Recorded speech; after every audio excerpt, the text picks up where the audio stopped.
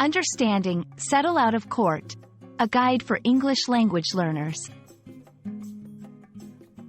Hello, everyone. Today, we're diving into a very interesting phrase that you might have heard in movies, TV shows, or in news reports about legal battles. Settle out of court. This phrase is packed with meaning, especially in the context of legal disputes. By the end of this video, you'll understand not just what it means, but also how and why it's used. So, let's get started. Settle out of court combines three important words, each with its own significance in this context. Let's break it down. Settle, to resolve or reach an agreement.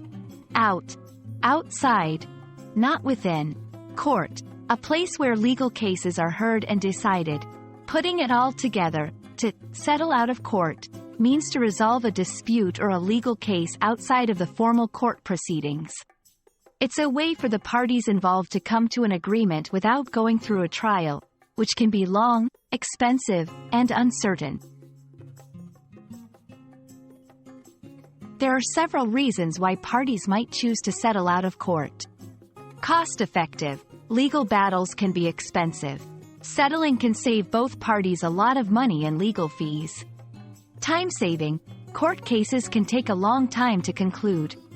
Settling can resolve disputes much faster. Privacy. Court proceedings are public. Settling allows parties to keep the details of their dispute and its resolution private. Certainty. The outcome of a court case can be unpredictable. When parties settle, they have control over the resolution. Settling out of court usually involves negotiation between the parties, often with the help of lawyers.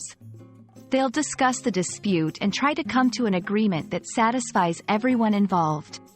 Sometimes, a mediator or arbitrator is used to help reach a settlement. Once an agreement is reached, it's usually put in writing, and the case is withdrawn from court. We hope this video has shed some light on the phrase, settle out of court, and why it's a common choice in legal disputes.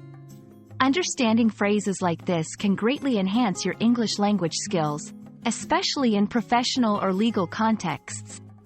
Remember, learning a language is not just about grammar and vocabulary, but also about understanding how language is used in real life.